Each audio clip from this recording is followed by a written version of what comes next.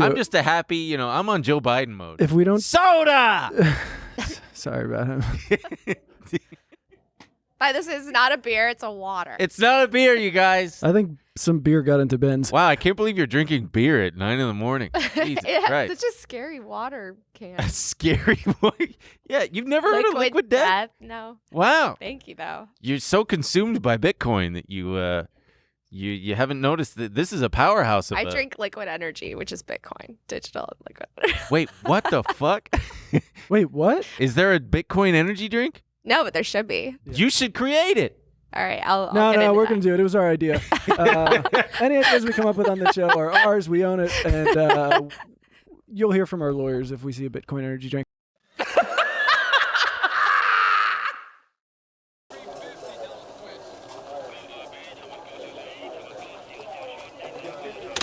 Apple shares are just getting hammered this morning. Every day they're pounding it. I'm not fucking leaving.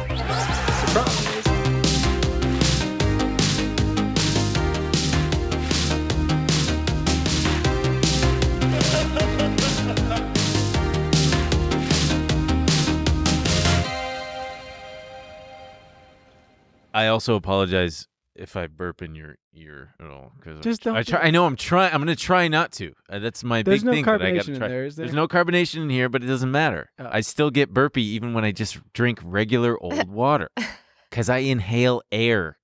All right. He'll be fine.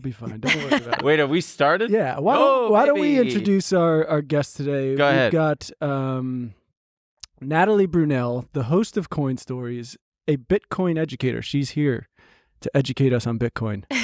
Yeah, because we are a couple certified, Uneducated stamped dipshits. Yeah. Yeah.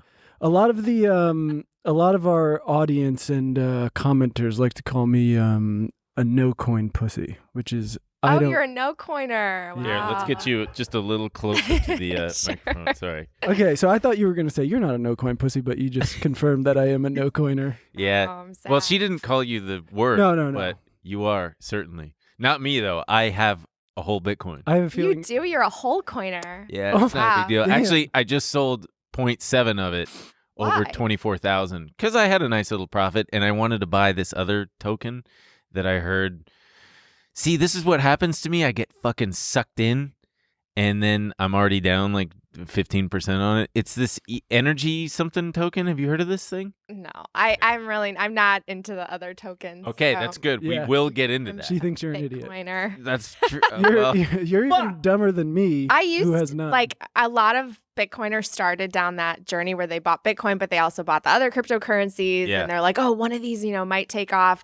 And then slowly but surely you go down the rabbit hole and you realize that you really only need Bitcoin. And Yeah, wait. So that's a great. Can we hear how you got? Can we talk about your Bitcoin journey? How did you Yeah. get? Wait. We have to do some janitorial stuff first. What? Hi, Glenn. Oh, geez. And I'm a trader, a licensed trader, Okay. so we have a compliance department at the firm that I trade at. Please check the disclaimer. It's in the description box. You go click the little see more thing. Also, like, comment, subscribe, all that shit. Seemed Anyway. like something we could have added in post, but because we were kind of okay. Sorry. Go ahead. Could you please tell us about your Bitcoin journey? How you got started with it? yeah, sure. So I first heard about Bitcoin in 2017. I was working as a local news reporter in Sacramento, California, covering the state capitol and breaking news and investigative stories. But I had friends who lived in San Francisco. Because if you know anything about Sacramento, it's kind of a quieter city. And so a lot of people go to San Francisco for the weekends, which is what I did. I had a group of friends out there, and they were talking about crypto. They had accounts on Coinbase. One of them, I don't know if you heard of Mt. Gox, but it was this exchange that people lost all of their Bitcoin. So one of the guys actually lost his Bitcoin on Mt. Gox, and How much? 10 Bitcoin. Oh. Yeah. Boo. That was over $500,000 at one point. Yeah. Yeah. So I became curious, and I felt like, all of them worked in tech, and so I thought, oh, this is like the new thing, and Silicon Valley seems to always be on the cutting edge of what's next. And so I thought I was essentially investing in like early Facebook or early Uber or whatnot. I didn't understand it. I thought it was a stock. I wish that I had taken the time to stop and really educate myself then, because it was like $3,000-$4,000 when I first heard about it. And I was always a saver, so I had a good chunk I could have put in there at the time. But that being said, I did buy some. I was curious enough that I was like, I'll just see what happens with this. It'll probably go to zero. It could probably be hacked because it's digital. And then it wasn't until 2 years later that I had a mentor that was constantly pushing me to read this book called The Bitcoin Standard.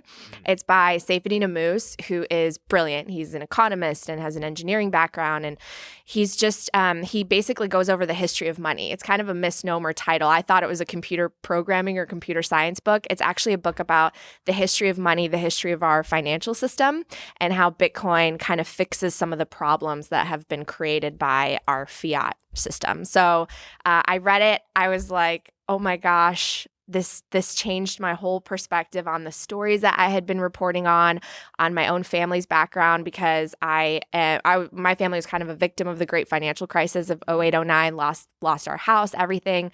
And I finally was like, oh my gosh, why didn't I learn about this in school? Why didn't I learn about what money printing is and the history of the Federal Reserve? And so I just dug deeper, started a podcast, and like now my whole life is Bitcoin. Wow. I find that stuff interesting, the fiat, the history of fiat kind of stuff. But those money guys, you know what type I'm talking about, the like fiat currency guys are such an interesting flavor of guy, because I was in New York a couple of years ago. Is this the Russian bathhouse story? Yes, I was in a Russian bathhouse with my roommate, and we're in this sauna, and I'm talking to him about, I think we were talking about crypto, and this guy from like in the shadows just goes, do you even know the history of fiat currency? And just proceeds to tell the entire sauna, unprovoked, nobody asked him. He spent like 20 minutes talking about how by design the dollar was meant to just go down in value over the years.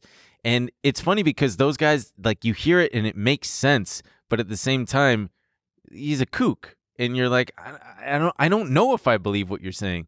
But it is true. I mean, the printing of, man, it makes me want to get into like the whole Bitcoin as an inflation hedge, but we'll put a pin in that. So you were real fast. I'm curious. What was the news station you were? I was at the NBC affiliate up there. Ah, cool. Mm-hmm. What were the call letters? KCRA. KCRA. Yeah. Did you have like I'm Natalie Brunell. Yeah. This is KCRA. Yeah. What was your thing? It was like Channel 3. So KCRA News Channel. I think it was Channel 3. News Channel 3. Do you miss it at all?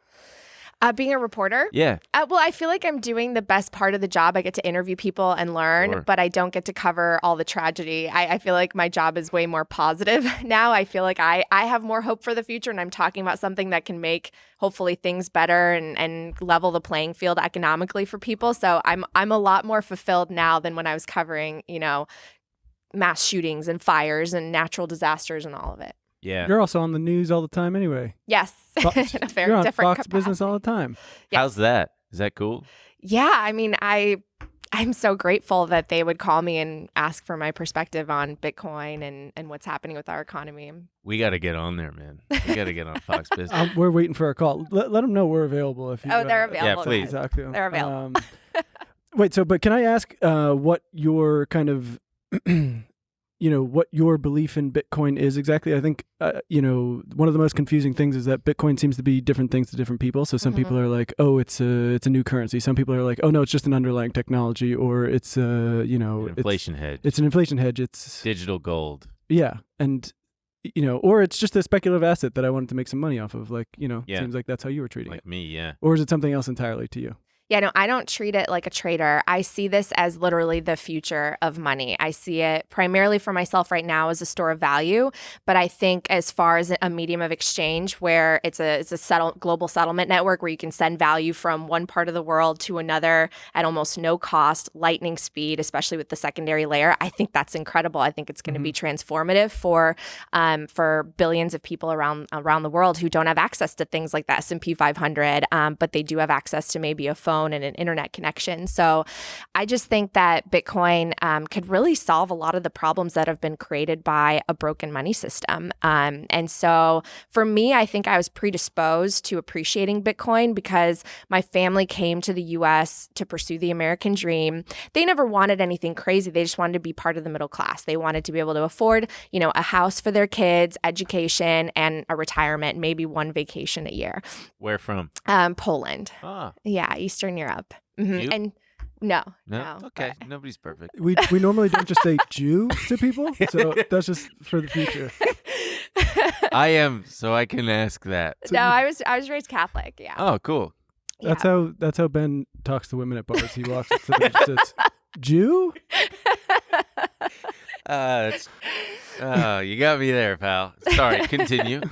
But so, and it's interesting because a lot of people from Eastern Europe can really appreciate something like Bitcoin because many of them grew up under communism, like my parents. And so the idea that you can have something that can't be confiscated by the government and something where you have total sovereignty and freedom over it, that's really powerful. So yeah, my family came here and worked really, really hard. And I think that there's this pattern, especially with immigrants, where you save in cash or you save in gold. You try to save in something like hard money, but you don't.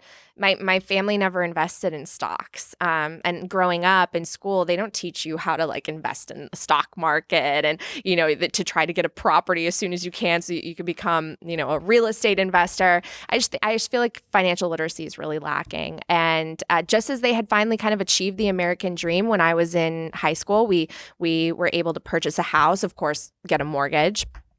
And then I went off to college and the financial crisis hit and my parents lost everything overnight. So everything that they had just worked for was like gone, poof. And so I think for me, that time in my life was just this giant question mark, this seed planted in the back of my head of like, how could this happen? Like my parents played by all the rules. They paid their taxes. They worked sometimes 2 jobs just to afford, to achieve like a modest version of the American dream, and they could just lose it overnight. But like all these guys in Wall Street get bailed out and nobody loses their job in Washington or at these big banks.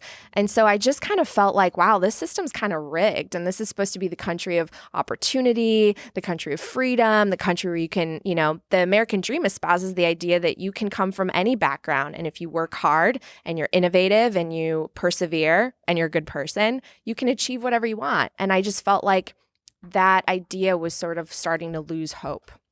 And then, I set off on 10 years as a reporter where I'm covering poverty increasing, homelessness, public corruption, all these things kind of manifesting within society on a micro level. And again, a lot of it related to money and the cost of living and people in my generation, millennials, feeling like they can't get by because they graduated into a recession and then can't catch up financially, can't afford a house, can't afford to pay off their loans. And so when I discovered Bitcoin, it was really this like aha moment when I finally learned about it of like, oh, the reason why I've been reporting on all these problems, the reason that my family went through what they went through is because our financial system is so rigged against the average working person here in this country after decades. It's a country where money kind of pools at the top and doesn't trickle down. Yeah. And I think that a lot of people end up getting frustrated, and it eventually, as you debase the currency more, leads to these populist movements, which I see now politically, and I've covered politically as well. So can we talk about the, because I feel like crypto people are very good at pointing out all the problems with our current system, and they're not wrong, right? It's full of... we right. love to hate it. Right. Well, no, we don't. It's horrible. We hate to hate it. Sure. Yeah, you're right. And it sounds like everything that you're talking... Sorry. It sounds like everything that you're talking... Just real fast. Everything you're talking about is in the spirit of the creation of Bitcoin itself. Yes. Like the white paper. Go ahead. Correct. Right. So I'm with you on all that. But then can we talk practically about how Bitcoin starts to fix those things? Like when you talk about your family specifically, like how can Bitcoin help them actually achieve the American dream in a way that works for them? Well, I just think it's about acquiring an asset that has a fixed supply that no one can ever manipulate or expand. And so for me, the two most important aspects about Bitcoin are its scarcity, the fact that you can't just print more of it when you want to or when you come into power. And the second is this idea of decentralization, which provides really the security for the network and makes it essentially a protocol akin to the internet, where it empowers you could be anyone in any part of the world and have access to it, which I think is really, really incredible. So so with those two things, just because I'm trying to get it, I want to become. You want to be a I'm tired of being a no coin pussy. A loser. I'm sick of it. People spit on me on the street. They call me names. But so you're talking about buying into this this asset because I don't see that, right? I want to believe, but I don't see that, right? Especially, with the latest crash, we're seeing that people of color, people of lower income were more exposed to the losses and everything. They got in later. I think people of color owned disproportionately more Bitcoin than, say, white people. So it seems like, because it sounds like a lot of them, have been left behind by the traditional financial system that we've built already, right? And no one can argue against that. And so, they don't want it to happen again, right? And now people they're being invited in by the crypto community, like, we need more and more people to buy into this. And now the crash hits and they're left out in the dust. So, hey guys, we want to take a quick break to thank another sponsor of today's episode, DraftKings. Have you heard about DraftKings Marketplace? It's the place to snag the latest digital collectibles across sports, entertainment, and culture. DraftKings has released their first ever NFT fantasy game, Rainmakers Football. It's the only NFT fantasy game licensed by the NFLPA. Now you can collect the hottest player card NFTs while playing free for millions of dollars in prizes. Right now, everyone can get their first full roster starter pack for free. playing is simple. Buy, sell, bid, and win player card NFTs of the biggest names in the game through regular drops and auctions on DraftKings Marketplace. Craft lineups of athletes from your NFT collection and earn points for touchdowns, receptions, and more, just like daily fantasy football. Build your NFT franchise and enter free Rainmakers football contests all season long to compete for millions in prizes. Download the DraftKings Daily Fantasy app now and sign up with promo code TRILL. Click the Rainmakers tile and opt in to get your first full roster starter pack for free. Plus, play for millions in prizes all football season and build the ultimate NFT fantasy franchise with Rainmakers Football. That's promo code TRILL. Build, play, win. Only at DraftKings. Contest entries dependent on type and number of NFTs held. Eligibility restrictions apply. Void where prohibited. See DraftKings.com for details. You know, how does that fix the problems you're talking about? Sure. So I have two things to say on that because I'm really passionate about the fact that Bitcoin does provide this sense of financial inclusion. And personally, I want to see more average people getting in as opposed to, the big institutions. Once they come in, they can buy up a ton, right? And I think that will happen down the road. So I think it's more important to educate the average working person who really needs to start accumulating a hard asset that, again, can't be inflated and expanded. So what I'll say is two things. First of all, you have to look at a long time horizon with Bitcoin. It's not something that you buy, in my opinion, to trade, unless there are traders out there that can profit on, they work the volatility. But for the average person, it's really about getting into a pattern of saving again. Like, our country is so far in debt as a government, but also consumers are so far in debt with credit cards, mortgages, school loans. This is really about putting your money in a place where hopefully 10 years from now, it will have gone up in value due to its fixed supply and the fact that more and more people are adopting it as a technology network. So you can't judge Bitcoin by short-term volatility. And I personally have said I would rather have an asset that is in the short term very volatile as opposed to but going up over the long haul, as opposed to the dollar, which is really stable but crashing in terms of purchasing power, especially as they dilute the supply with more money printing. So first of all, there's that. Like, you have to kind of zoom out and make sure that you're thinking about this as a long-term investment. And going along with that, Wait, but just to be clear, it's not necessarily like this new system. It's a speculative asset that, like, you want to buy into and hold on to long term and hope it goes up. I mean, I don't believe that it's a speculative asset. I believe it's a store of value. But Okay. if But there are so- people that speculate on it, I'm sure. But so part of the part of the way for lower income people to get Mhm. into the middle class through Bitcoin is to get in and hold and hope that and it hold. Yes. is worth Yes. a lot more. Yeah, because here's the thing too. We are in a bear market, but everything tanked. I mean, if you own stocks, some of them did far worse than Bitcoin. If But you wasn't own part of the value of it that you're like, we're depegged from, we're not pegged to that. We're our own thing. And Yeah, I think that Bitcoin will eventually uncouple, but it has been really correlated. So as money printing expands, as equities go up, Bitcoin has been very, very correlated. And we have to be honest with that because Bitcoin has really only existed in a QE, a quantitative easing environment, since it was born in the last financial crisis. So it's benefited from, liquidity in the markets overall. But I do think that in the future, it's going to decouple. And when you zoom out and you see the performance of the asset over the long term, you see that it has outperformed every stock index, a lot of the big tech, stocks that people invest in, like the Teslas, the Facebooks, the Amazons. It's outperformed the precious metals. It's outperformed many of the commodities over the long time horizon. And so again, it's like, it's not something that you invest in and then a year from now you want to pull it out to buy a house. This is like your 4, 5, 10-year savings technology. And that's invest really how I now, see it. pull it and, out in 10 and years. hold. Yes, that's how I see it. Like what I put into Bitcoin and I dollar cost average, I see that as what I'm accumulating for my future, for my family, for my future kids. Like it's not something that I plan to sell in the next 1 to 4 years. Okay, so this system seems very simple. Put in money now Set it and forget it. and then get out in Yeah. 10 years. Time in the market, because not timing the market. I thought there was more of this like global financial system we're changing. May I? Two things.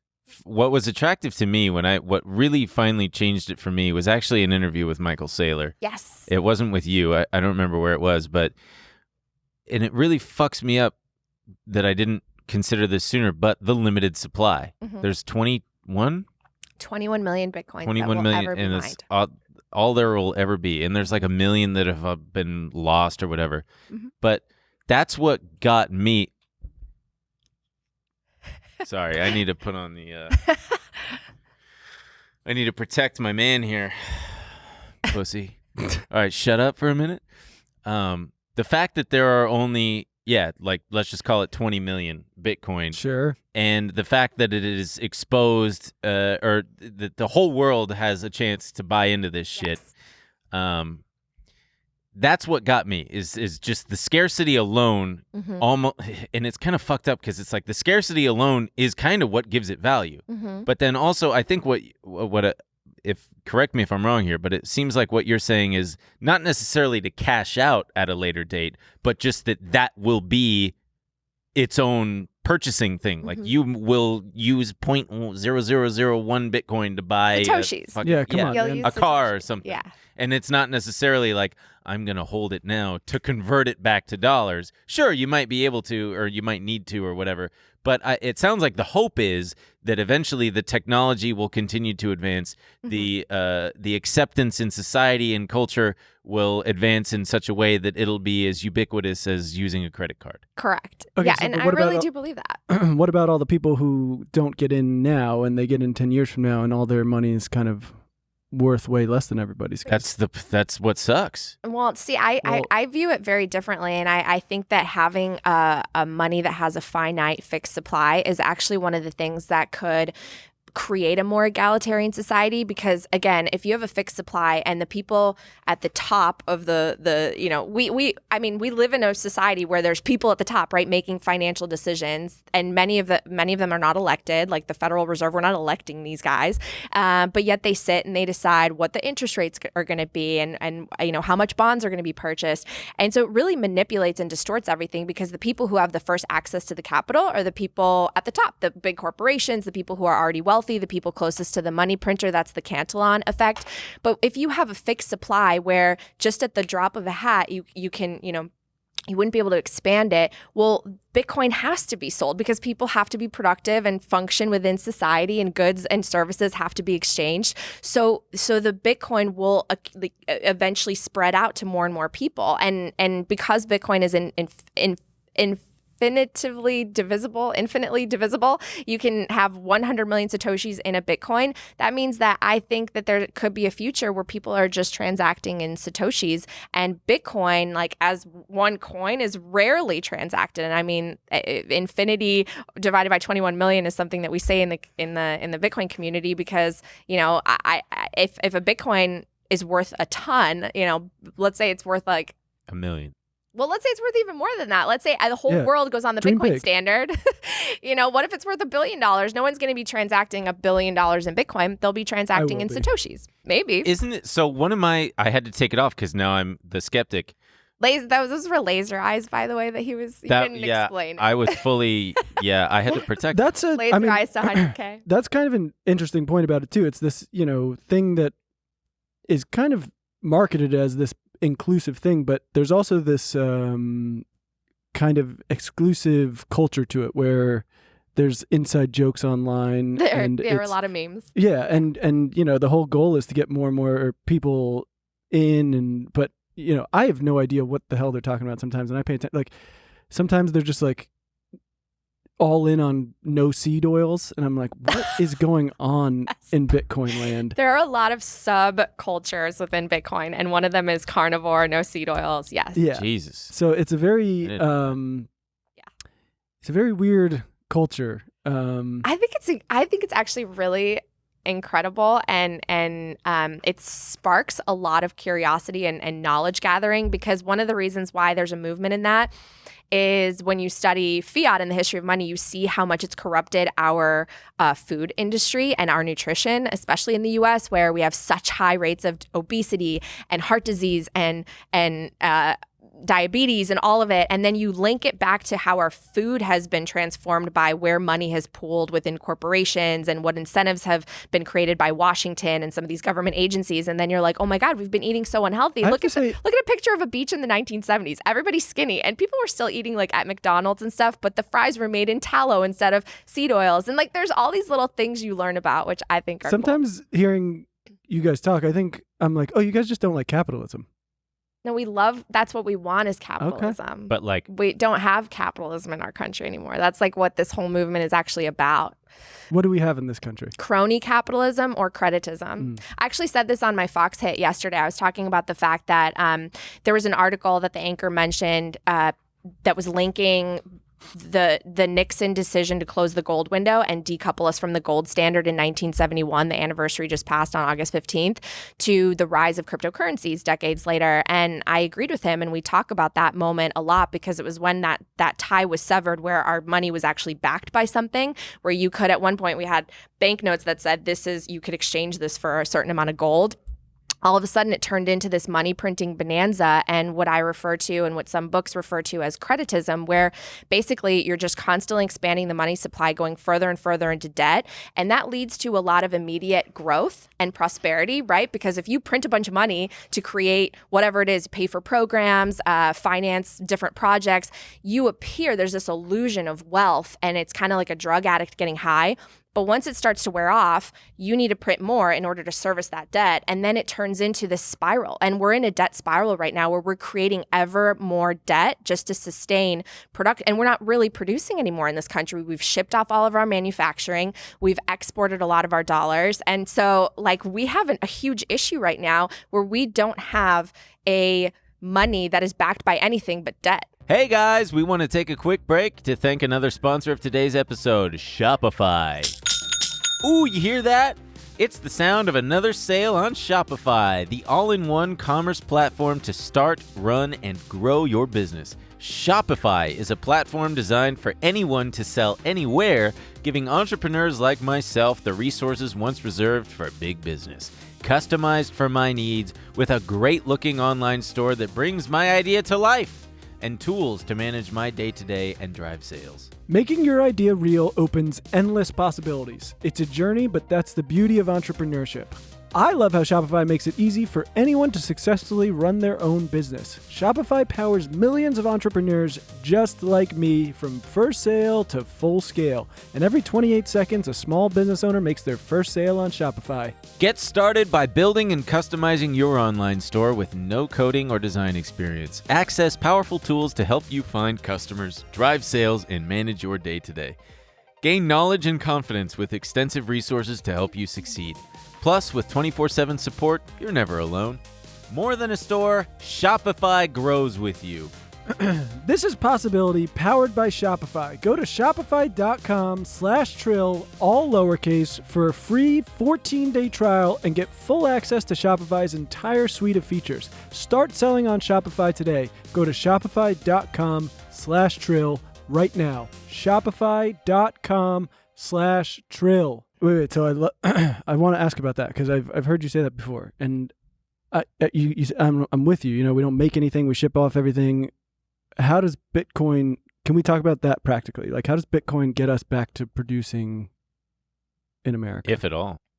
Well, so I believe that if people have because capitalism is about accumulating capital and savings. It's not about going into debt. Right now, we have a system where we just go into debt. We're all consumers, and we're all basically a lot of the richest people probably have negative balances, right? Because they take out so much debt and then they purchase things, Sure. but so it's just revolving credit. It's this credit spiral. Well, how do you pay off that debt? We can't get it from tax dollars because we don't have enough of a tax base. So we have to get it from somewhere, so we just create more debt. So the idea of Bitcoin is a system based on savings and accumulation of a hard asset as opposed to debt. Like, Bitcoin's not a debt system. It's not a credit system. But so how does that fix those things of, shipping off all our jobs and producing here? I would argue that if people were able to work jobs where they could afford to live, then you would have more economic productivity, more opportunity. And I think this is going to happen globally. I don't know if there's a way to save necessarily unless the US, I think, adopts the Bitcoin standard before everywhere else and accumulates a bunch of Bitcoin.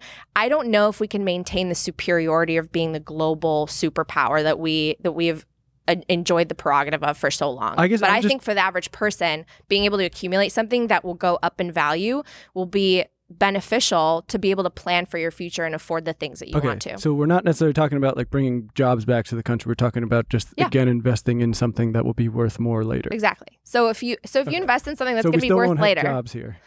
I think that it's going to be based. We're going to have an economy that is going to be based on something that can't be manipulated, can't be expanded. So you are judged by essentially the innovation, the goods and services that you provide, your actual labor, and then what you make will go up in value as opposed to decreasing in purchasing power. I mean, at the end of the day, right now, people are working harder and harder for less and less. It's like the road to serfdom. People are going to their jobs and everything's getting more and more expensive around them because of our system of money printing, which makes asset bubbles, right? Within real estate, within equities, people can't afford it. Young people are growing up. They can't afford to get into the system. They feel left behind. I think a lot of them are looking at crypto as an equalizer. So now we have this fixed supply, a hard asset in digital format where you can transmit one Bitcoin from the US to Singapore within, a couple seconds at no money. That's, how is that not incredibly empowering for being able to achieve wealth and achieve kind of a sense of, opportunity? One thing that I am concerned about, excuse me, is I know when you say manipulation, you mean the digital asset itself, but my concern has been the Elon Musks, the people, the whales who can just dump a ton of their supply on the market and then cause, flash crashes. That's the shit that still, because I was a victim of that. I had a fuck ton of Litecoin years ago, and Charlie, what's his name? Charlie Lee tweeted just at 9 a.m., I sold all my Litecoin. I think that it's overvalued and that's it. And it caused it to drop 60% in an hour. And I was taking a shower, jerking off or something. And I come back and where'd all my fucking money go? Because and I tweeted him and I was like, cool, man. Thanks so much for, saying what you thought. But I feel like that's at once, it's a pro and a con where because it's so decentralized and because there's no governing body and because there's no SEC to like keep that kind of shit in check. It's like you live by the sword, you die by the sword kind of thing. Is that what I'm looking for? I don't know. Where it's like, it's great, but then also there is that other side to it that can be really fucking tragic. So I'm wondering what you think are some of the pitfalls of Bitcoin.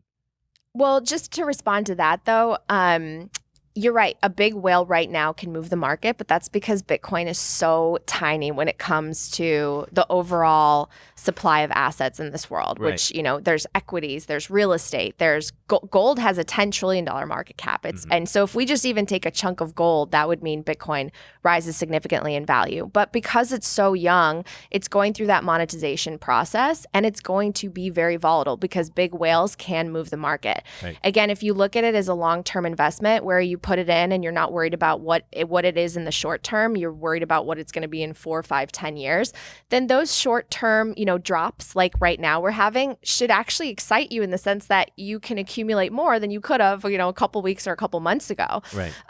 So I would say the drawbacks are just we are very, very early. And there's going to be a lot of volatility. There's going to be more bear markets. I see a future where we eventually ascend to 6 figures. Maybe we get to 200,000 and we crash down to 100,000. I mean, how intense will that be, right? It'd be pretty intense from a Especially for the 0.3 people- Bitcoin, man. Especially for the people who bought in at 200. Yeah, that's the thing. It's like, God. It's volatile. Yeah, it's Yeah. early. It's early.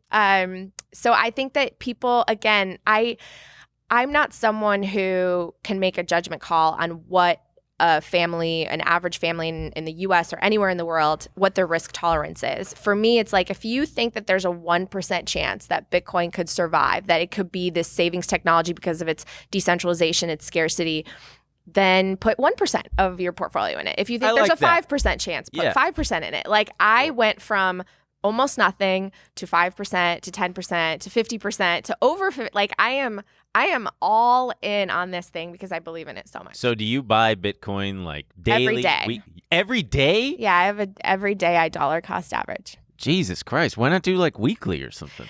Because actually I've read that when you average it out over the year, people who dollar cost average every day, a smaller amount that they would have maybe, added together and done on a Saturday or Sunday or whatever, you actually end up getting a lower price at the end of the year, a lower dollar cost average price. Interesting. What brokerage do you use? Swan Bitcoin. Swan Bitcoin? Yeah. Never heard of it. You wouldn't know it. Shut up, dude. I use Coinbase Pro, and then I transferred it all offline There on you go, Ledger. Swan. Yeah. Oh, Swan. You can head to swan.com/Natalie Brunell and get $10 in Oh Bitcoin. my God. Here. No, but I actually bank there. I do. You do? I actually bank there. Yeah, I cool. really do. I like it because it's Bitcoin only, so you can't get any other coin on there. Ah, And they can store it for you, or you can withdraw it to cold storage, which I do. okay. So I want to talk a little bit about Mr. Elon Musk, because you've tweeted about him before. Like, what?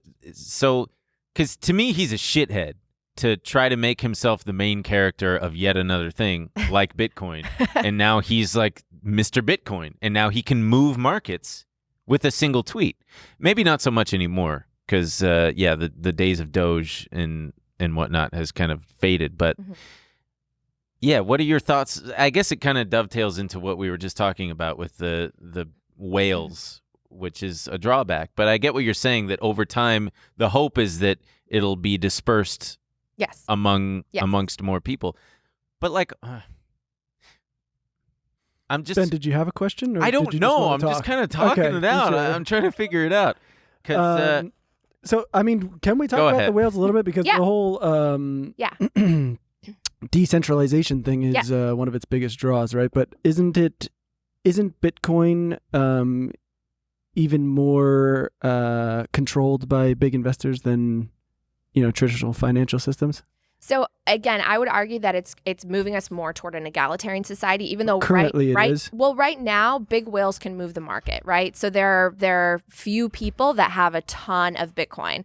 But here's the thing: when you look at the fiat, like how much where money is dispersed within fiat, our current system, you can create more, right? And the people at the top are the ones creating it. So at one point, if they want to finance a project, they just create more money. It doesn't trickle down to everybody else. But if you have a fixed supply, no one at the top, the billionaire, can't just like Wait, make are you more guys trying Bitcoin, to create right? trickle-down economics? We already did that. Well, but here's the thing. Think about this. So let's say you have a fixed supply. You have 21 million Bitcoin. Then you have the dollar system, which is an infinite supply.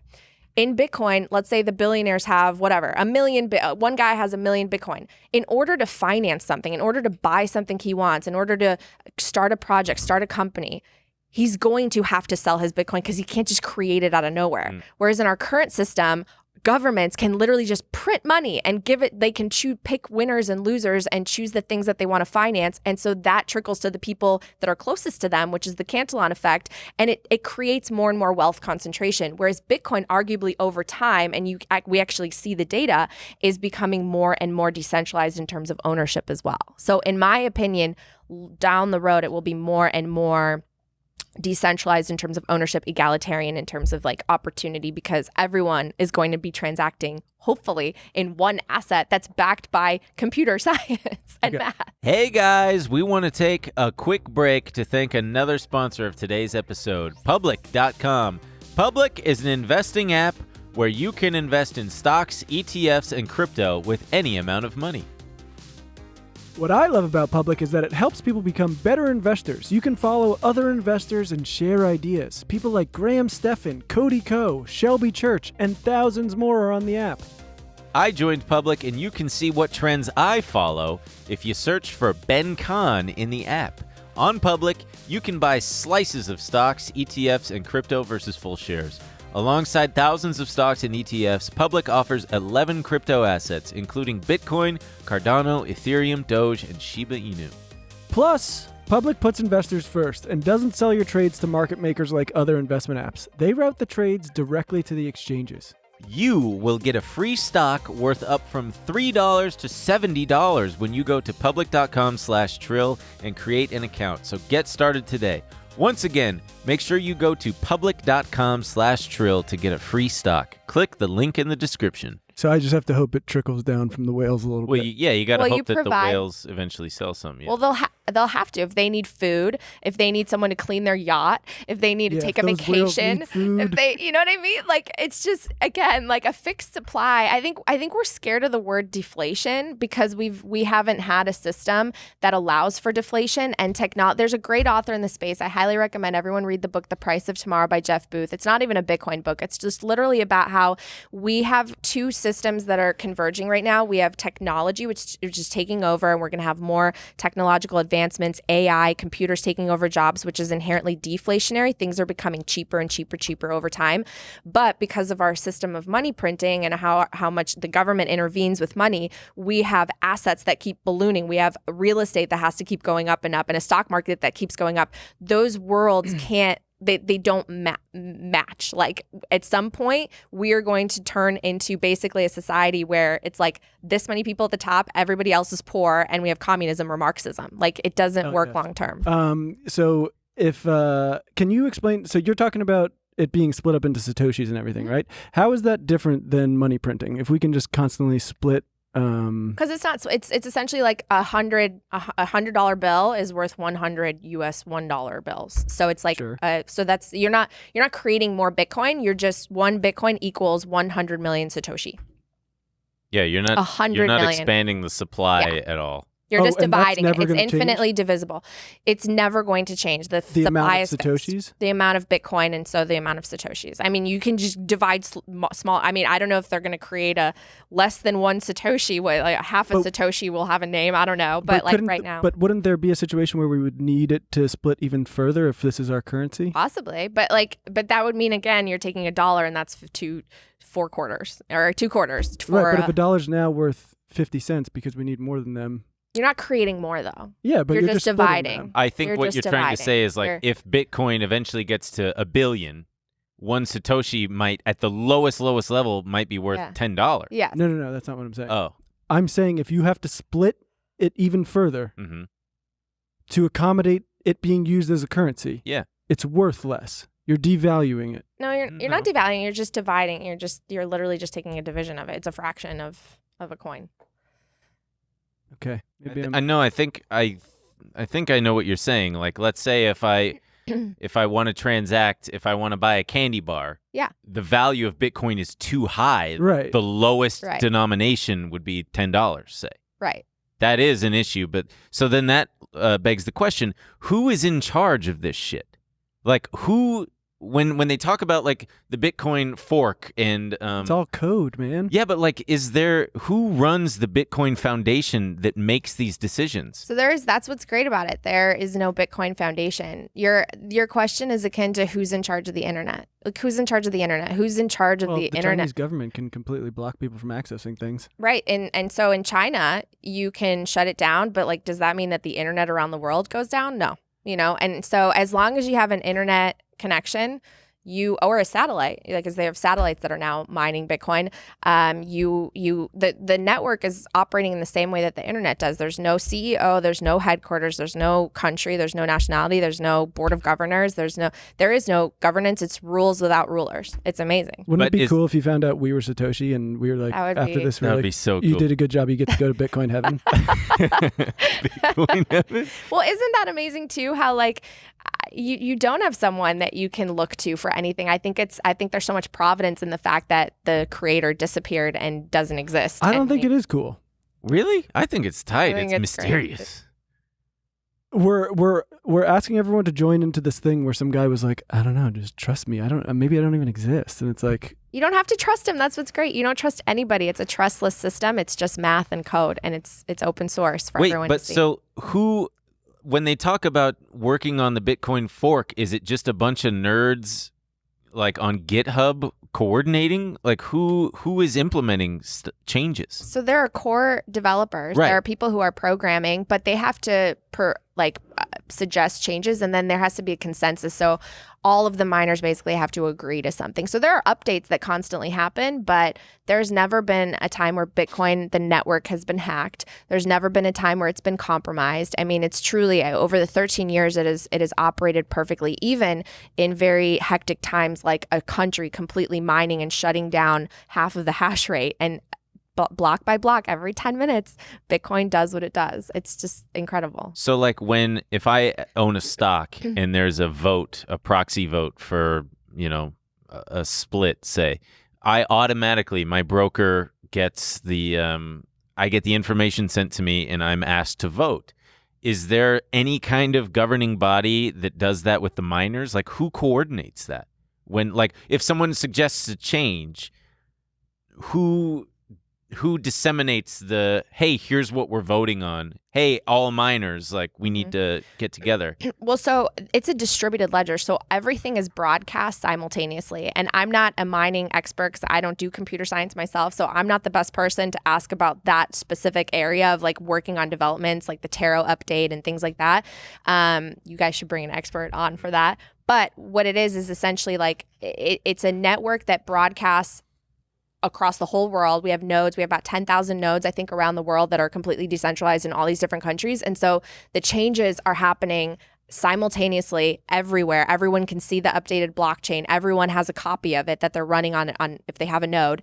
And so those changes are proposed, and in real time, decisions can be made. That's the shit that hurts me and confuses me. And it gets really complicated. Yeah. And it intimidates. That's, even though I have some just speculative, and just in case you guys are right, I'm like, I might as well have some just because you never fucking know. Because I've been wrong this whole time. Yeah. I remember when it first came out and it was like $20 and I thought, oh, this is stupid. Right. And then when it was $100, I thought, fuck. Well, this is still stupid. And then you see some jerk off from high school bought a Ferrari and you're like, you motherfucker. Yeah. And I mean, I think that there is something to be said for the fact that it does keep making a higher low, and it's like the floor is moving ever higher. But there's one thing on here that I wanted to talk about. So like when you say that the government can't seize it, it's like true but not, because like the Canadian government, didn't they seize some of the trucker convoys' Bitcoin?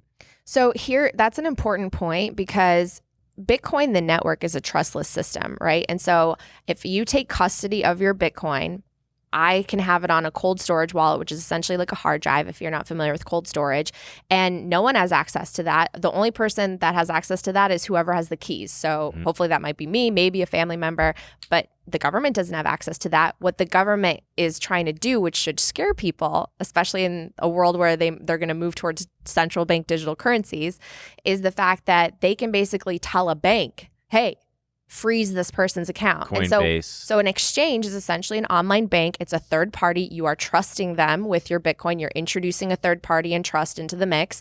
And if they have a relationship with the government, there's a potential that you might not be able to access your Bitcoin. And so again, that's why there's this really big movement within Bitcoin and crypto at large to just take self-custody and become your own bank and become sovereign over your assets. So buy it so where those truckers fucked up is keeping their Bitcoin in a bank and not moving it to cold storage like I did. Or on an exchange, right? Yeah. Yeah, and then the Like crypto Mt. Gox. exchanges are trying to fight that, because they don't want the government to be involved in that way. But for sure, there's going to be battles ahead, and I do think that more countries will do a central bank digital currency like China is. Yeah. And again, it's going to make Bitcoin look really good because that's going to be money that the government can't program and just take away from you. How do you reconcile, like a lot of Bitcoin bulls? Like there's this one guy that the acid dealer guy. Who sold me acid. You could have gathered as much. He gets really excited whenever there's like institutions that are partaking and getting involved, but that seems to be at odds with the spirit of like the libertarian heart of Bitcoin. So I wonder how you reconcile that of like having big institutions like BlackRock or JP Morgan sort of validate it and participate in it, but it's also those are the very institutions that you're sort of rebelling against. Yeah, and that's a great point. I see both sides. So on the one hand, that's why I mentioned I want to get the average person, the retail investor, educated about this so that they start allocating and dollar cost averaging and getting satoshis. But at the same time, these big institutions, they legitimize things. They allow for on-ramps. They make it so that people do take this space seriously. And we've had amazing CEOs like Michael Saylor come in and actually become fantastic spokespeople for what this is and the potential of it. So, on the one hand, it's good for more adoption. On the other hand, you're absolutely right. Bitcoin is about like the average working person having a shot and kind of debanking the bank. Like we have this saying, right? You're banking the unbanked, but also people say like keeping people unbanked, like get the banks out of it because they have too much power and they're just like married to Washington. But are you banking the unbanked? Like, because you said you can't really use it as your everyday currency, right? It's too volatile and everything like that. So if you put your money in it, it's really just this thing you're parking for 10 years and hoping things go well. Well, it's both. I mean, I've visited some countries, and in the emerging and developing world, Bitcoin actually has been used more as a medium of exchange. And there are some incredible stories out there. Like I recently went to the Oslo Freedom Forum where people come in from all these different countries. Many of them are dissidents. They have faced terrible situations, even imprisonment due to oppressive government, authoritarianism. And they've used Bitcoin as a human rights tool and the ability to escape. In Afghanistan, I interviewed a woman on my podcast, Roya Mahboob, who was one of the first female tech CEOs in Afghanistan. She's been paying women in Bitcoin since about 2013. A lot of them have been able to save, accumulate real wealth for their families. Some of them have been able to escape really horrible marriages because in Afghanistan, you can't have a bank account as a woman without a male's like permission and oversight. And so it's allowed for financial freedom for many women there that she's worked with. And she helped people escape when the Taliban took over. People were transacting in Bitcoin because there was a run on the banks. People couldn't access their money, but they used Bitcoin in order to get a ride to get out of the country. Hey guys, we want to take a quick break to thank a sponsor of today's episode, K-12 Stride. Did you know only 45% of high school students feel they are prepared for college or careers? Today's sponsor, Stride Career Prep, is helping to change that. Stride Career Prep lets students take charge of their education and their future by combining real-world skills training and traditional academics. Students can earn college credit while in high school or get the training needed to land a job right after graduation. Stride Career Prep prepares your teen for in-demand careers in business, tech, health science, criminal justice, and more. Students can take courses developed by industry professionals, prepare for certification, get hands-on experience, network, and most importantly, gain the confidence to succeed. Oh yeah, baby. Stride Career Prep is backed by over 20 years of experience in online learning. Take charge today at k12.com/podcast. Again, that's k12.com/podcast. The same thing has been happening in Ukraine. I met some amazing people who are working with refugees, and they can't carry a bunch of gold bullion across the border, but they can take their Bitcoin because it's a seed phrase, a password in your head, or a small cold storage wallet. And people have been able to escape Ukraine using Bitcoin or get help, get financial aid through Bitcoin. So those kinds of stories are incredible because it's being used in real time as a medium of exchange and as something to exchange and transact value anywhere in the world quickly and efficiently without the eyes of the government or a middleman being involved. And I think that will increase the more that adoption increases. Yeah, I think that's a great part of it. I mean, there's so much middlemaning in sending money and stuff. It's so expensive. Yeah. And so I think it's great for that. And it's like there are a lot of pros and cons to this. The cons being the volatility in the short term. The cons being that it inescapably feels like a pyramid scheme kind of. And then it doesn't help that you've got all the shysters and the altcoins, the thousands. But she doesn't do any of the altcoins. Right. But it's part of the crypto community. And I feel like, what are your thoughts on that? Do you feel like it taints, it does harm?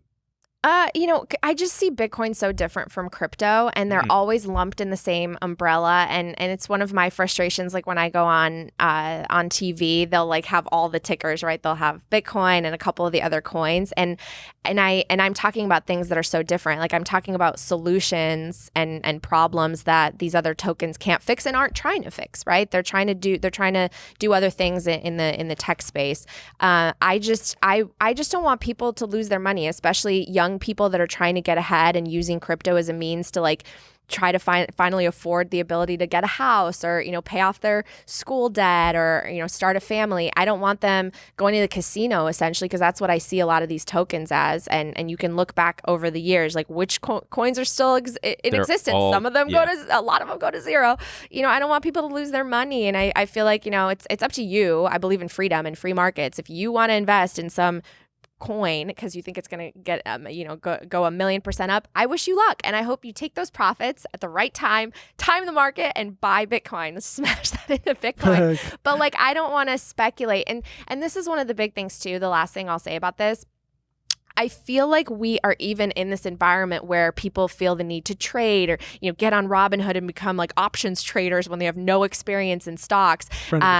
It's because we've financialized everything to the point where you can't put your money in the bank. We don't have a safe store of value where you could just like set it and forget it, take your money that you earned in whatever job, being an accountant, a doctor, a podcast host, whatever, put it in the bank and watch it go up in value or at least maintain its value over time. You literally have to risk it. You have to become a real estate investor. You have to become a stock trader. You have to go into crypto. And it's like everyone's so desperate to try to hold on to the value of their money or get rich through these like schemes. Yeah. And that's sad. Like, what if we had a money that you couldn't inflate, so the value just went up over time and you didn't have to worry so much? You could literally just like, oh, stock's cool. Like if I want equity in a company, I'll invest because I believe in that company, not because there's a bunch of easy money going in and the company's buying their stock back and the stock's going up even though the company's worthless. It's half our companies are zombie companies. Like we don't have to live in a world like that. I don't know if you've ever seen those videos where guys will go do man on the street things and go up to Christians and say, hey, I'd like to read you a quote from the Quran and get your thoughts on it. But then they actually read them a Bible quote and the guy will, they'll be like, oh yeah, that's terrible. Like they shouldn't. And he's like, I'm actually reading from the Bible. What reminds me of that is I feel like you could describe the stock market and be like, hey, I'm describing Bitcoin. What if you could put your money in something that's like very questionable and run by shady figures and subject to all kinds of manipulation and stuff? Because as much as I like to think that having a government oversight is great. Look at what just happened with, I don't know if you saw this HKD stock that went from, it was this Hong Kong-based IPO that went from like $20 to fucking 2,000. It's like our system is also, the supposedly safe one is also rife with corruption and... Yeah, but I have to say... I hate what? that. Not believing in Bitcoin does not mean you believe in the... Absolutely. And it sometimes feels like, you're sitting on a bike and it's got 2 flat tires and someone's like, hey, why don't you check this bike out? And Well, it's got no fucking handlebar, the chain's all fucked up, and you're like, well, I mean, I feel like I could just put some air in these. And they're like, no, that thing's a piece of shit. Look at how fucked up it is. But I think what you're saying is people have this money that they're sitting on and want to get rich. They want to put it into something, and they've been told to just like put it in. And I mean, historically, if you do dollar cost average into just like ETFs and the whatever funds, right, over time, you're going to be okay. Unless you invest in like the stagnant, from like 1968 to whenever, where the market essentially did nothing, or Japan from like 1980s until now, you're essentially break even. I see what you're saying, and I mean, well, it's a huge issue, right? Because a lot of these companies, and a lot of them have been driven by, technology. They had really easy access to capital because when the government's just printing money and we have these like this quantitative easing environment, it's very easy for these companies to get valued at a lot of money, even though they're not producing a lot or generating revenue. Right. But you get to a certain point where that's really not sustainable, and these stocks get so overvalued, and it's a bubble, and the executives have cashed out on their stock buybacks. And so now, how does the average person get into the stock market, especially young people that are trying to accumulate assets? It's really increasingly difficult. It again like creates this divide of the haves and the have-nots, and it balloons our wealth inequality. It destroys the middle class and the average laborer whose dollars are just losing purchasing power. And if you look at the S&P, one of the things I share in my education, like webinars and seminars, is that the S&P 500 the values of the stocks, it's like the tech stocks balloon in terms of just how much they're valued, but they take up like 2% of our GDP and employment. So it's like, it's fluff, it's excess. And we've been in this secular bull market for 40 years where we're feeling the pain now because they have to drain the liquidity. They have to pop the bubble, but they have to be so careful because the bubble's so leveraged and there's so much debt. If they pop it too harshly, then they're going to send everything cascading down, and it's going to be a deflationary bust, and everyone's going to lose their jobs, and there's going to be defaults left and right. So like, what do they have to do? They have to like keep it propped up, suppress interest rates. I mean, this is where it's all going, right? Like, where is this all going? They're going to lower interest rates eventually. We don't know when, but like they have to in order to service debt, because otherwise our country's going to go bankrupt and no one's going to want our treasuries.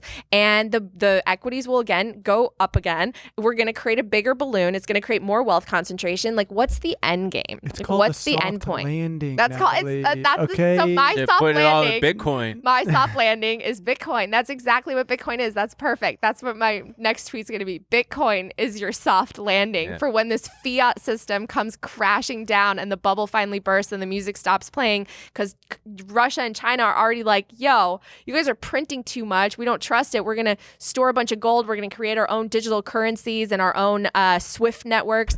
Where is this going, people? Just think about like 10, 20, 100 years down the road. Impossible. And the only thing I can count on is math and Bitcoin. Yeah, the ocean is boiling. It's 100 years from now. Your Bitcoin skyrocketed. You have beachfront property in Ohio. No, wait, that's actually a great. I do want to make sure we don't miss this point, because I got to know, is this real, or is this just FUD? We've all seen the New Yorker story last year about how, Bitcoin and crypto are destroying the environment, I'm gonna right? fucking zap you, dude. Keep them on. And, but then, I can't really get a real, because, crypto people are like, this is all bullshit. They don't understand, whatever. But, they have these fun graphics and facts that you see tweeted out about how, crypto uses more energy than, Finland or something like that. So what's the deal there? Yeah, so this is actually an area where I'm spending a lot of time studying. I'm reading a book called Fossil Future by Alex Epstein, which I recommend to people. Bitcoin actually right now is driving both investment and innovation into renewable energy and wasted stranded energy. So I didn't know this actually, but about a third of energy around the world is stranded or wasted. It doesn't go anywhere because we don't have the infrastructure to transport it, right? So it just gets wasted. The great thing about Bitcoin is Bitcoin miners can meet energy where it's at its source. And so they can actually capture energy that would have been stranded. And one of the things that they capture is methane, which is actually 4 times worse for the environment than carbon dioxide. So it's actually creating more emission-free energy, or using emission-free energy in order to mine. You can use hydro, you can use nuclear, you can use fossil, you can use the stuff that's stranded. Yeah, methane is 4 times. Use cow fart? They literally have so oil fields, like they have stranded natural gas, like methane gets basically wasted and flared. They flare it. Right. So Bitcoin miners can go to that location, hook up generators, and literally capture the stranded methane. Are they actually doing that? Yes. Okay. Like all over the country, especially in Texas, there are some great people doing it. So again, it's actually driving more towards the renewable and emission-free energy, because it's also the most cost-effective. Bitcoin miners are trying to find the cheapest energy, and they go wherever around the world that it's cheapest. So if you're using, like, you're not going to hook up a miner here because it would be too expensive. Using our grid, it would probably be like, you have to try to get under 14 cents a kilowatt hour, and that's almost impossible in places that are urban, like LA. They try to go to places where it's cheaper. They try to find stranded energy. They use solar, they use wind, they use all these renewable sources. They use volcanoes in El Salvador. It's really incredible. There is so much FUD, and I think that people should be very careful with what they're hearing about these ESG narratives, because a lot of it is just be careful about the ESG narrative. Yeah, once again, it's like sending money to these big corporations. Right now, wind turbines for wind energy and what is an ESG narrative? Just for ESG is environmental social governance, and it's basically the government saying, we're going to allocate money to these projects. We're going to pick winners and losers. It's crony capitalism, in my opinion, because they've deemed it to be, global warming friendly, emission free, whatnot. But it's misleading, because again, they're picking companies that don't have, sustainable business models. Basically, they're going to pick someone that just says, I have an idea for, an ESG project. They're going to funnel a bunch of taxpayer money to them, and then the company could go under, 2 years later.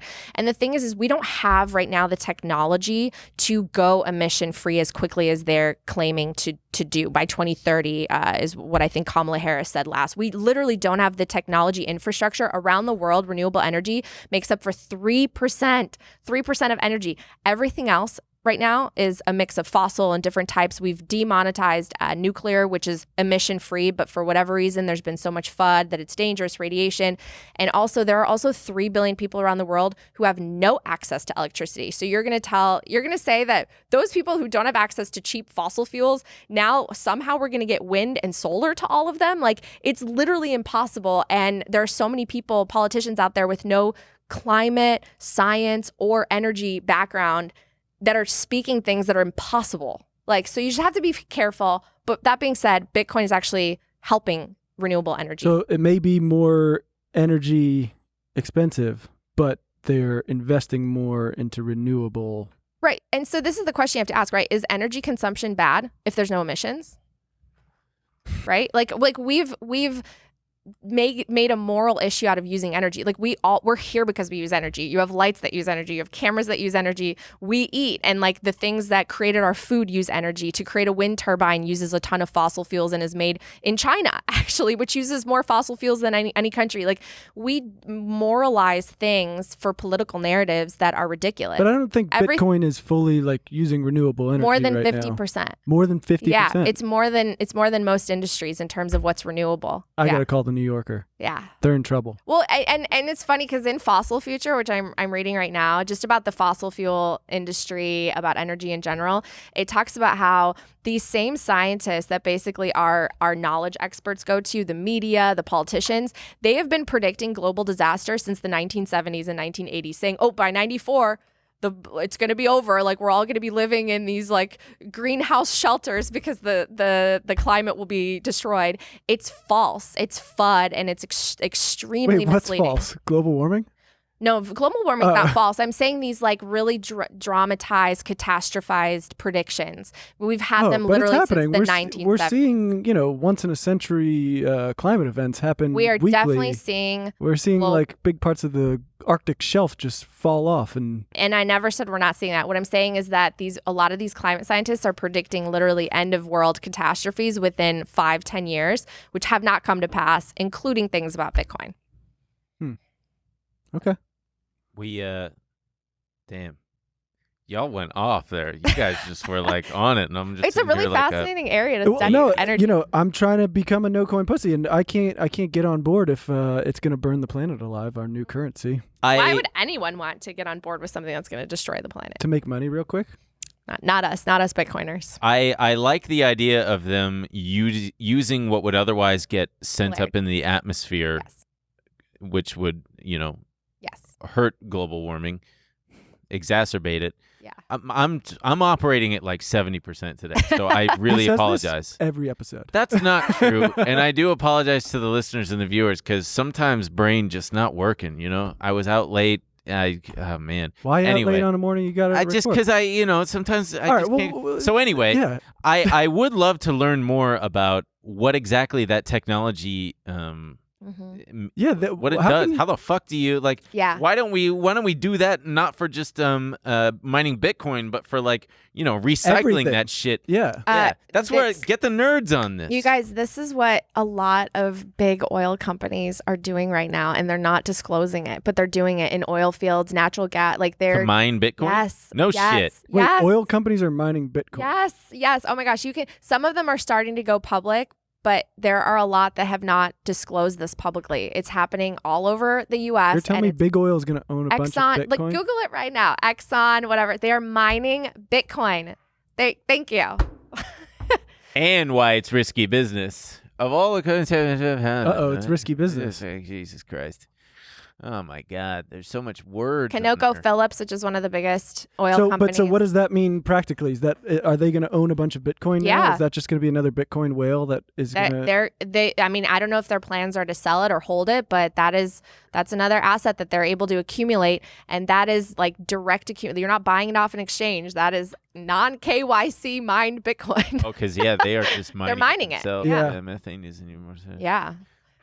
Yay, man. These fucking oil companies figured out another way. Yeah, see, they figured out another way to take shit from us. So there you go. Whenever any company drills for oil, it often pushes out methane gas out of the ground. It's more potent than greenhouse gas, than carbon dioxide. Yeah, so you have to flare it. And that sucks that's been going into the environment, and how amazing that there's a piece of technology that basically represents a savings technology that can help our environment, that people are making into something bad.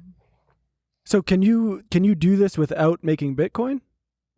Can you flare it without making Bitcoin? Can you? Well, that's can you, what they do. Can They you do flare methane it. capture? But no, they have no use for that energy. It just gets flared and wasted because there's no buyer for it. So essentially, Bitcoin. That's what Bitcoin miners come in as a buyer of that. They're taking that which would have otherwise been wasted and flared, and they're using it. They're transforming it into digital energy, as Michael Saylor said. Yeah, because I wonder how otherwise, what other utility there would be for it. Like what other Exactly. What is fucking Con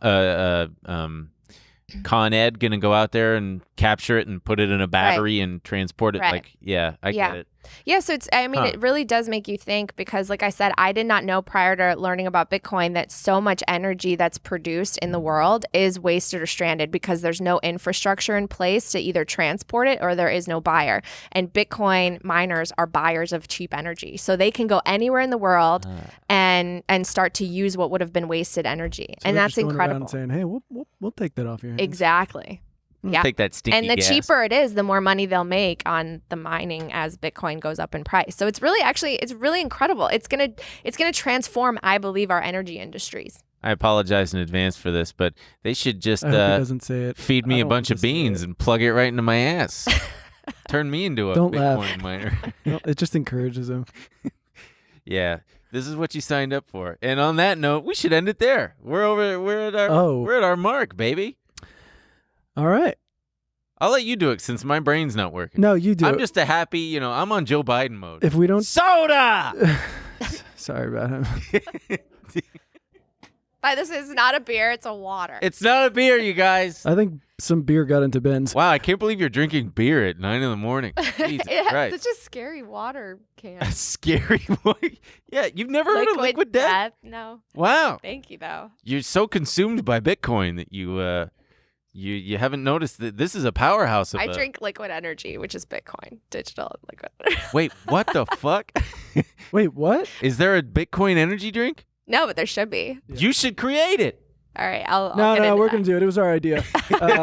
Any ideas we come up with on the show are ours. We own it. And you'll hear from our lawyers if we see a Bitcoin energy drink. Are you going to buy Bitcoin? Yeah, you should buy a little. Why don't you let me answer the question? Cigar. I see it as an investment, and I believe it could go up, and I could make some money off it. I don't know if I wish we could talk more about your belief in the system and how it could change lower income people's lives. Maybe another time we could talk about that. I really love the stuff you're talking about with the environment. I'd love to hear more about that. But yeah, I would buy in as an investment. I don't know if I buy the whole system thing yet, but wouldn't it be wild if Bitcoin ended up actually like solving everything from poverty to fucking capitalism to global warming? Your head would explode. So would mine. I can't connect. There's a big leap between all our jobs are gone, just buy Bitcoin. It's not all of our jobs are gone. Here's the thing, though. Like, Bitcoin has the best shot at doing all that. Like, it won't fix everything. It won't fix it overnight. But of all the things that exist right now, especially with regards to technology and where the future's going, Bitcoin has the potential to fix the most amount of things by creating a more equal playing field, creating more inclusion on a global level to anyone in the whole world. And I want to be on that. I want to fight for that team because I want the world to be a better place. I want us to be able to plan for our futures. I want it to be more of a system of meritocracy and like what goods and services do you provide? What can you innovate? What can you invest? As opposed to what I believe is a really broken incentive system where a few people are the winners, everyone else is, the losses are socialized, everyone's kind of struggling to get by and not knowing how to plan for the future. I will die on this hill fighting for this because I think that Bitcoin could actually make things better for all of us. I think that's the best place we could have to leave it. Yeah. Where can people follow you and whatnot? Yeah, I'm on Twitter, very active on Twitter at Nat Brunell. My podcast is called Coin Stories. I also host a video show called Hard Money, and you can also go to talkingbitcoin.com. There you have it, folks. Hell yes. Get out there. Buy some Bitcoin. Not financial advice, but buy some Bitcoin. Yeah, and the motto of the show, what is it? Quit your job, kill your parents, shit your pants? Kill your parents, quit your job, shit your pants. Yeah, don't worry. Don't worry about it. It's all right. I'm not even going to try. Anyway, like, subscribe, all that stuff. Thanks, folks. Love you. Thank you. Bye. This week on After Hours. Hey, guys, are you horny? Can you make your titties dance? Make your titties dance. What are those, implants?